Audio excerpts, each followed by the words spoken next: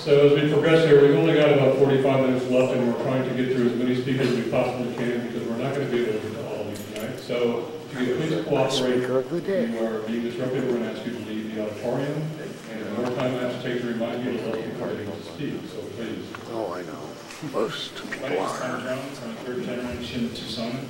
I operate a trucking company that is located on the northeast side of Tucson called CTI. Most of you guys have probably seen it. It's been out there since early 1930s. We started out as a trucking company hauling for the cement industry. Over the last decade, we've turned towards mining, particularly over the last 4 years as the downturn in the construction market has occurred. We've really gotten deep into mining. We employ about 500 employees right now. Our business has gone from about 40% mining to about 70% mining. So that's about 350 employees that we have right now that are operating for Freeport-McMoRan, Mineral Park, Sarco, Apache Nitrogen, all supporting the mining industry. The circumstance happened a year ago where there weren't enough rail cars for Freeport-McMoRan to bring copper concentrate out of Morenci into Guaymas.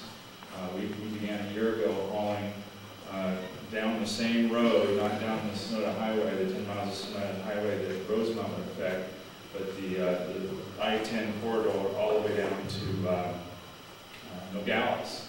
So a lot of you here see our trucks running right down by you and delivering to Nogales, where it's turned over to a Mexican carrier and then goes down to the port. So I've heard a few people mention dust and concerns about dust. I happen to have had a little bit of experience with Rosemont on how they may be planning to transfer product from a rail car or from a truck to a rail car. And I happen to know that as it comes from our truck, it will be covered. The commodity is very valuable. It's copper. It's not the dirt. So we don't want to lose any of it. We can't lose any of it. But it's going to be coming covered from Rosemont. We'll go to a transfer facility and be transferred indoors with a negative air pressure to keep the dust from going out into the atmosphere. And then it will get into a rail car, which in turn will be covered, because in all cases, there's not going to be loss.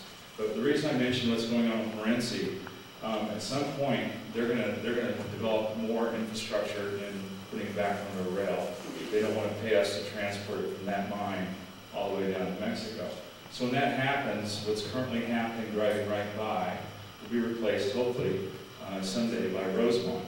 So there won't be an increase in traffic, at least between Rosemont and I-10, due to Rosemont, if what I'm saying comes true, and Morenci drops off and Rosemont replaces it. Mr. Upchurch, we appreciate all the work that you're doing and support Rosemont. Thank you. The next speakers are